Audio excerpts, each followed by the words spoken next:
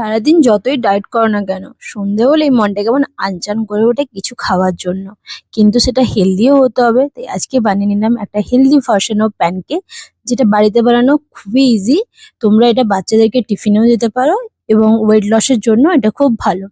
তো এখানে খুবই কম জিনিস লাগছে দই, বেকিং পাউডার, বেকিং সোডা, আর আমি যেহেতু চকলেট ফ্লেভারে করছি তাই চকো পাউডার।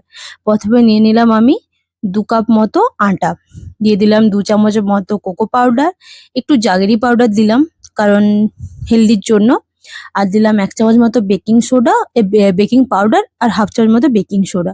তারপরে ভালো করে সবকিছু মিক্সড করে দিয়ে দিলাম 2 চামচ টক দই, আর অল্প অল্প জল দিয়ে আমি একটা সুন্দর ব্যাটার বানিয়ে নিলাম। তোমরা চাইলে এটা ময়দা দিয়েও বানাতে পারো, বাট এটা আমি আটা দিয়ে বানিয়েছি, ও আর একটু তেলও দিয়েছিলাম।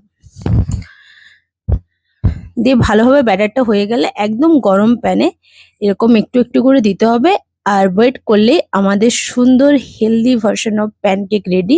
এটা আমি চকলেট প্যানকেক বানিয়েছি। এখানে চাইলে তোমরা ডিমও দিতে পারো, চাইলে তোমরা কি বলে ওটাকে, কলাও দিতে পারো। কলাটা যত পাকা হবে তত ভালো হবে। আর যে পরিমাণ গরম পড়েছে, যতই ইন্ডাকশনে করো যাই করো গরম তো লাগবে। তো যাই হোক, আমার healthy version of chocolate pancake ready. আর তোমরা যদি কেকও ট্রাই করে থাকো কমেন্ট করে জানিও।